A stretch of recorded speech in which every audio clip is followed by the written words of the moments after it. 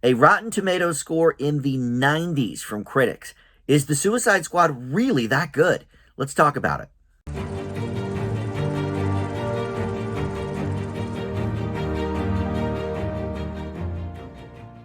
Hey guys, Dan here. This is Dan Reviews It. Welcome to my spoiler-free review for the new movie, The Suicide Squad. Now, this isn't Suicide Squad, regular Suicide Squad from years ago. This is The Suicide Squad. It's directed by James Gunn. This is the new 2021 addition to the DC Extended Film Universe.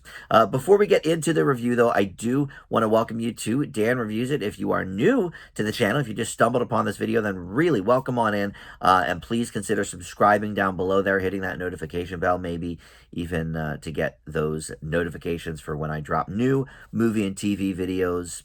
I do it several times a week. So, and if you hit that like button, that helps the channel a lot. But most importantly, I want to hear from you in the comments because this is getting very, very rave reviews from critics. It's actually pretty high on the audience meter as well. As of this recording, it's got an 89% audience rating, which is almost unheard of for a DC Extended Universe movie. Maybe the original Wonder Woman got something like that, but not since then. I think we've had something so positive. So I want to hear from you guys. Did you like this movie as well? So let's just dive right into the plot here. So we're back at Belle Reve, which is the prison with the highest mortality rate in the United States. The worst supervillains are kept here. We sort of explored this idea in the original Suicide Squad movie, and I do want to say, before even continuing with the plot, James Gunn has said that this is not necessarily a sequel. It's not a reboot. It's just its own movie. Now, I will say I think this is a bit more of a sequel than, maybe he's letting on to. But they don't talk about anything from the original Suicide Squad movie. They also don't talk about anything from Harley Quinn's movie, Birds of Prey. So it does act as a standalone movie, but I think for all intents and purposes, regardless of what James Gunn says, I think this is a sequel to that film. Because there are a few return characters and, it just makes sense that this would fall kind of in line with that. But if you never saw the original Suicide Squad, that is also completely fine. I do want to make that clear. You could go into this completely fresh, not knowing really anything about the characters or anything, and it works as a standalone movie. So I do agree with that. But anyway, so instead of being called Suicide Squad, they've sort of changed the name within the film. They do still say Suicide Squad a few times, but they're now officially known as Task Force X because they didn't want that sort of, juju about the word suicide. But anyway, they are sent to the island of Corto Maltese, where they are trying to take down the creators of this Project Starfish. And as before, you have Viola Davis returning as Amanda Waller, who is the director of the whole program, the Task Force X program. She returns from the original movie. But other than that, there's only really a few return people from that film. Margot Robbie, of course, reprises her role as Harley Quinn. I honestly don't think you could do a Suicide Squad movie without her. I think she is kind of the beating heart of these movies. And I really enjoyed her own movie, Birds of Prey. So always good to have her. And then you have Joel Kinnaman back as Colonel Rick Flag as well. And there's a few other people that return from that original film that I won't necessarily get into because they're not major players here, but we do see them. All right, Jai Courtney, Captain Boomerang, I guess, is probably the biggest one, but he's not really one of the main people that goes on the mission. So, but we have a bunch of other people that we see go on the mission, but that we also see in the first couple of scenes that don't go on the mission. And there's, some kind of big names there. Pete Davidson is there. Michael Rooker is there, which is interesting because, of course, he was in the Guardians of the Galaxy. So, there's the Marvel crossover. But James Gunn directed the first two Guardians movies, so it makes sense that he would have, some of his old buddies here. In fact, Sylvester Stallone, who was in Guardians 2, he is here as well, voicing King Shark. We never see him because he's just a giant shark, but he does voice him.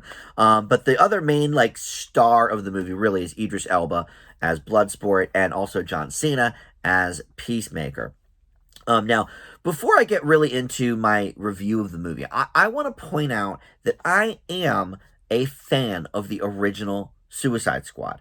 I know that that is probably rare, and I admit that I like it more than most. But I gave it a B minus. I didn't love it, but I gave it a slightly positive grade on the B minus. I've seen it 3 times. Yes, it certainly has problems. The Enchantress is probably the main one. But it had other problems as well. I have mixed feelings about the Harley Joker relationship and that whole thing. But I enjoyed the film. It was the first time we had seen Margot Robbie as Harley Quinn. Loved that. I loved Will Smith's Deadshot. I was sorry to see him not in this one. So I do like the original Suicide Squad better than most. However, this is clearly an improvement on that in most ways. Maybe not in every way, because I definitely do miss Deadshot. And I also liked the camaraderie, sort of back and forth with the prison guard played by Ike Barinholtz. I thought he was great. But all right. But all of that aside, I just want to throw out there, I did enjoy that first movie. So I'm not like a super hater like a lot of people, and then I'm going to say positive things about this. There are definitely positives about this movie, and it is better than that original Suicide Squad. But is it, leaps and bounds better? Is it 95% Rotten Tomatoes better? I don't know. I think maybe not, but we'll get there. So anyway, but before even again we get into the actual review, I don't usually do a lot of like research on the background of the movies because I like to judge the movie for what it is. But it was hard in the last few years not to hear all of the rumblings all over the place that, okay, Will Smith opted out of the new movie to be in Aladdin. All right. David Ayer was going to direct it, and then he was out. And then this person was going to direct it, he was out. Mel Gibson was talking about it at one point for directing it. Thankfully, he was out. But when James Gunn got fired off of Guardians 3 from Disney, which, by the way, he is now back because of, they really jumped no pun intended, but they jumped the gun in getting rid of him. But DC picked him up immediately and was like, oh, we'll take you over here, Gunn. Like, let's do Suicide Squad. But there's, more background than that. He purposely has Idris Elba not be Deadshot, even though Bloodsport basically has the same power as Deadshot. He's expert marksman, bullet goes every time where he wants to. Okay, fine. The reason he's in there in the first place is because he shot Superman with a kryptonite bullet. He also has a daughter, which plays into the storyline, which Deadshot's did in the first one.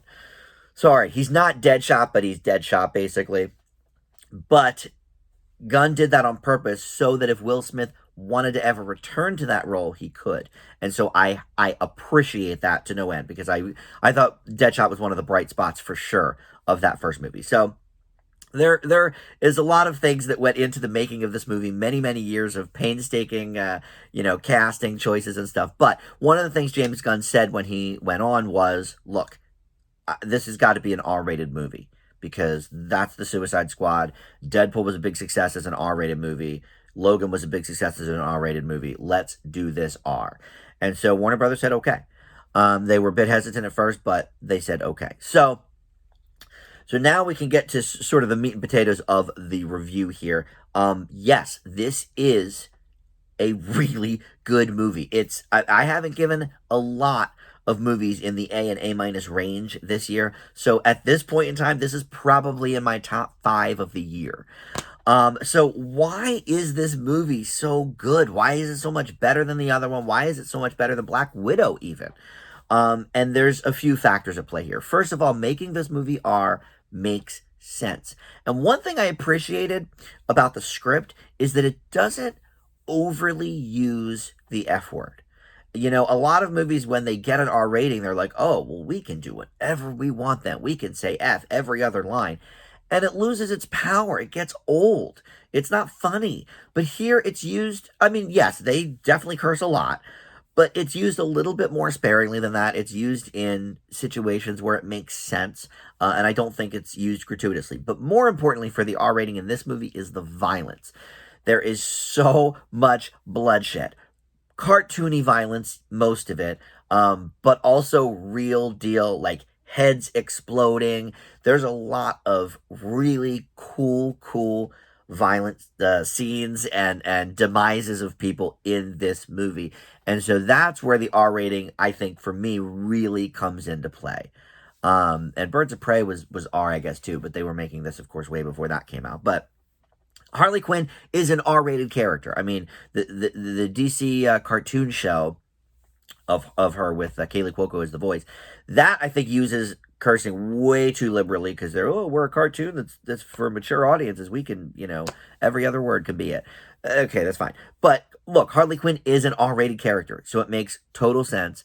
But at the same time, there are times when she even restrains from cursing, oh drat, or whatever. She'll say something that's like she could say the F word, but she doesn't.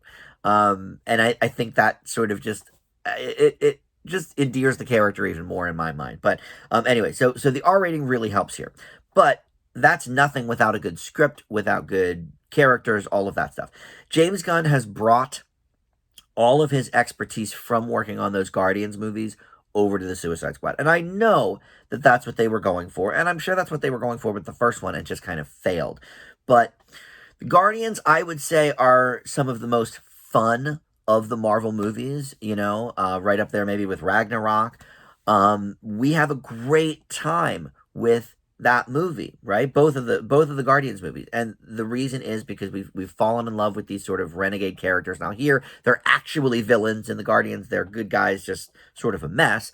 But that vibe, that spirit, lands in this movie in spades. And even the soundtrack choices are different enough. There was like a couple of classic rock tunes, and I was like, all right, now we're getting a little into Guardians territory. And so he reeled back on that, and most of it is like either punk rock or, sort of more mainstream alternative rock, more recent stuff. So the soundtrack for this works very, very well. Now I do think he brought over a little too many things from Guardians because the characters that are in this movie, some of them which were chosen by him, Sylvester Stallone is King Shark, a character that only says one word. I mean, he says different words, but he can only say basically like one word at a time, like eat, nom nom, whatever, bird. Who does that remind you of? It reminds you of Groot, right? Groot is smarter and can, say many things with his Groot, and this character is kind of dumb, but like still, we get it. The one word character that we don't ever see the person doing the voice. That's a little, and I understand these characters all did exist in the comic books. I don't think he invented any characters, but that to me was like, all right, you're a little Guardiansy now. Also, the John Cena character Peacemaker and Bloodsport kind of have the same powers, and they sort of joke about that in the movie. Like Idris Elba's like, well, why do we need him? Like when you've already got me, like I do that. So it's sort of wink nod to the audience, but could we have used somebody cooler? Maybe they don't recognize the Bloodsport is the same character as Deadshot. I thought maybe that was a little bit of a mistake, while they're being so wink, wink, nod, nod. But all right. And then you've got Polka Dot Man, who seems stupid and pointless, and they sort of poke fun at him, in the jail. But once we get out on the mission and see what he can do, it's like, oh, okay, like this guy's awesome. And he's actually from the Marvel Universe as well. He plays Kurt in the Ant-Man movies. So one more person coming over from the Marvel Universe. So what else do I like about this movie? The set pieces are so much more elaborate and so much more fun than the original movie. And honestly, a lot of the recent Marvel movies as well. I mean, Black Widow had some decent set pieces, but they weren't like fun set pieces. And here we get that, and we see a lot of intense action with like, it's one of those things where the building's about to collapse and the people are like running to get away from it. But it looks very cool here. I think that usually looks pretty cool. But when you've got, all these renegades with their crazy costumes and Harley Quinn's holding a javelin, and it all kind of worked for me in that regard. So what else? The only negatives I really have are that I miss Deadshot and that Bloodsport is the same character basically. Um, and that, James Gunn brought a little too much of Guardians into this movie. But other than that, there's not much negative to say. I mean, I really liked Robbie and Elba's sort of back and forth. They were, sort of fun together. I would have liked to see more Harley Quinn. She gets separated from the group actually pretty early on the mission. So for a little while, we don't get any of her in the movie. And, as my favorite character, and I think a lot of people's favorite characters, it might have been nice to see more of her. But, that is what it is. She had her own side gig going on, and it worked out, with the plot and everything. So, yeah, I mean, what else can I say really in the positive or negative? There's not really any more negatives, I guess. James Gunn is certainly the man for the job. I will say that. And the movie is not overly long. It comes in at 2:12. You do want to stay till the end for the closing credits scene. Oh, I know the other really positive I have, not just for this movie, but for the Suicide Squad franchise, I guess, because this happened in the first movie too. I like that there's a superhero movie and a comic book movie that doesn't uh that takes chances in actually giving us stakes and murdering some of the characters. Not everybody makes it through here. And that happened in the first movie too. So I don't think that's, really a spoiler. I'm not going to say anything about who, but I really love that this allows the characters to actually be in peril and die. It's like, yes, other than Endgame, there's not too many, and Infinity War before it, there's not too many in the Marvel Universe where you're like, oh my God, is this main character going to die? Is this person going to die? Is that person going to die? Oh goodness. No, it's, oh, well, Captain America, he's going to get out of it. Oh, Thor, he's going to get out of it. So I love that there's actual stakes here and that people actually do die. So look, overall, is this going to be, in my top 5 come the end of the year? I doubt it. But I haven't given any A pluses yet. I've given, I think, 2 A's and 2 A minuses. And guess what? The Suicide Squad gets an A minus. This is, for me, the best DC movie since Wonder Woman. The original, of course, not 1984. I liked Shazam a lot as well. I think that was sort of in that B plus, A minus type range. But I like this better than Shazam. So, yeah, this is my favorite DC movie in years, and I'm happy to say it because as a fan of that first Suicide Squad, I knew there was potential there. They just could not figure out how to do it in that first movie. It took James Gunn's talent, I think, to really get this on track. So, the closing, the ending credits scene does give us a glimpse into, okay, there could certainly be another movie in this franchise. So bring it on. Will it be as well received as this? I highly doubt it. It's rare for a DC movie to be in the 90s on Rotten with critics, but this one definitely, I think, hits the mark. A minus for me for sure. Thank you so much for watching, and we'll see you back here next time. Bye.